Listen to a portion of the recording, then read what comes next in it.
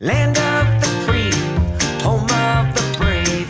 That's what makes the United States. Now let's take a journey with the spirit of freedom. Liberty will lead the way.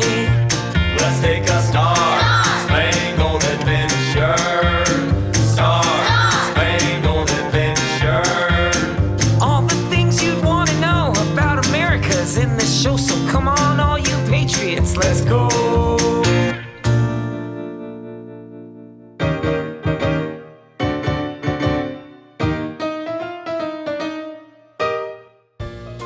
Well, look who's here. It's a beautiful day in New York City. It's 1898. America is starting to turn its eyes to the rest of the world to expand trade and influence. I'm sitting here between two competing newspaper companies, William Randolph Hearst's Journal and Joseph Pulitzer's World.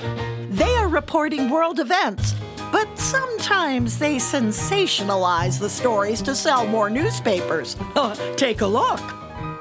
Mr. Hearst? Sir? Sorry to bother you. Then don't!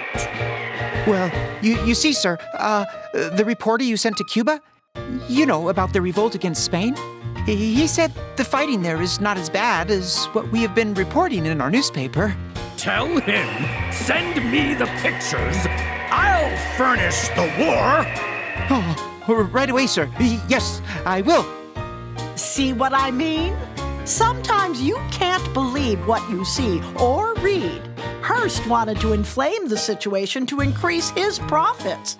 Now, Cuba is a small island country near Florida, and they really are trying to gain their independence from Spain. Let's see what's in the newspaper about it. But don't worry, I'll tell you the real story. Says here, the fight for Cuba's independence has begun. America has sent the warship Maine to Cuba to assist Cuba and to protect America's interests. Investigators couldn't understand why the ship suddenly exploded. It was thought that the Spanish used an underwater mine to blow up the ship, even though America was not at war with Spain. Remember the Maine was splashed across the newspaper, becoming a rallying cry for America to go to war with Spain.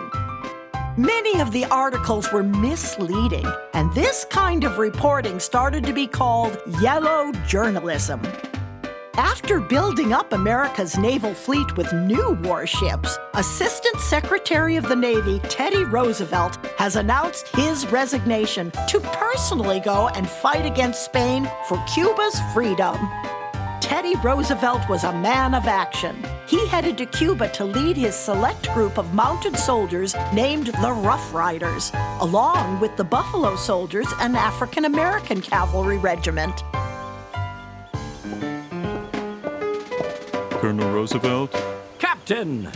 Figured it'd happen. Turns out most of the horses didn't make it onto the ship here to Cuba. Cheer up, good captain.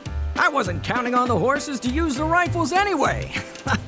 I mean, sir, I know what you mean, but it'll take more than that to stop the Rough Riders, even if we become the Rough Runners! but we did get your horse, Little Texas. Bully! Glad to see you, old boy. America's Navy formed a blockade, trapping the Spanish fleet of warships in Manila Bay on a group of islands called the Philippines, a country that is a colony of Spain, just like Cuba. America sinks all of Spain's ships in the Pacific. Back in Cuba, the Rough Riders fight the Battle of San Juan Hill, though actually it's the Battle of San Juan Heights, two hills that were the key to Spain's defense. With the Buffalo Soldiers, both hills were captured, and Spain's defense of Cuba in the Atlantic Ocean crumbles. Spain is now defeated in both the Atlantic and Pacific Oceans.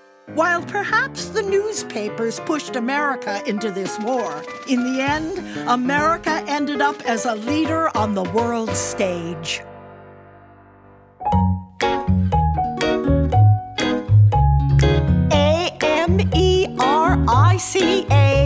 AMERICA, America is now on the world stage. It's time for everyone to see. America is here to make some history.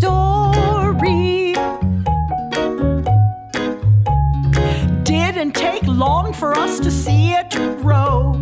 A few colonies and then what do you know? It's time, America unfurled. A great big country for a great big world. Leading the charge, who was out in front? Teddy Roosevelt, the 26th president. It's time for the US of A. America had stepped onto the world's stage. America had stepped onto the world's stage.